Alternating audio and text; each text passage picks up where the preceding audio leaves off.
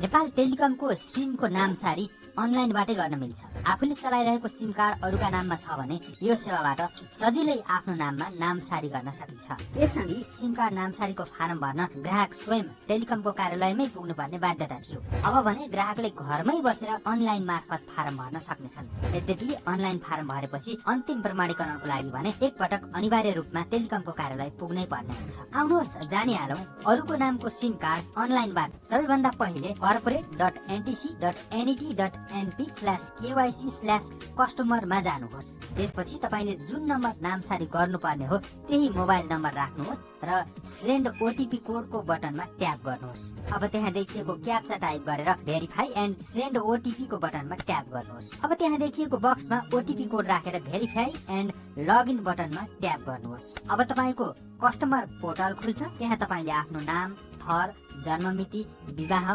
पेसाको अवस्था लगायत खुल्छ। त्यहाँ तपाईले आफ्नो नाम, थर, जन्ममिति, विवाह, पेसाको अवस्था लगायतका जानकारी भर्नुपर्छ। यी विवरण राखिसकेपछि तपाईले एउटा काउन्टर छान्नुपर्ने हुन्छ। हाल सुन्धारा र बबरमहल काउन्टरको मात्रै अप्सन छान्न सकिन्छ। त्यसको मुनिपट्टि तपाईले परिवारको विवरण भर्नुपर्छ।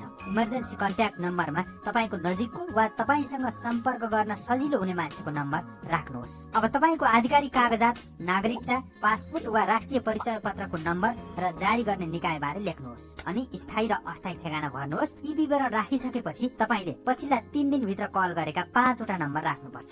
यति गरेपछि तपाई डकुमेन्ट अपलोड गर्ने सेक्सनमा पुग्नुहुन्छ। त्यहाँ तपाईले माथिल्लो अप्सनमा आफ्नो नागरिकता वा पासपोर्टको फोटो अपलोड गर्नुपर्ने हुन्छ र दोस्रो डकुमेन्टको अप्सनमा उक्त सिम तपाईकै हो भनेर प्रमाणित गर्ने कागजात अपलोड गर्नुपर्छ। यो कागजात अपलोड गर्नै पर्छ भन्ने छैन, अप्सनल हुन्छ। कागजात भने त्यहाँ भनिएकै साइजमा राख्नुपर्छ।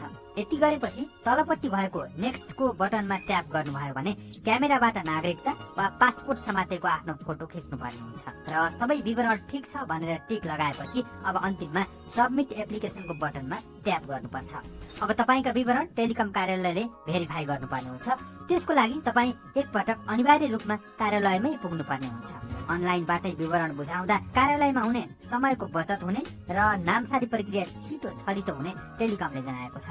हिजो आज धेरै जसो सरकारी कार्यालयको कामको लागि आफ्नै नाममा भएको सिम कार्डको नम्बर चाहिने भएकोले तपाईले पनि आफ्नै नाममा भएको सिम कार्डको नम्बर राख्नुहोस् र यसको लागि अनलाइन फारम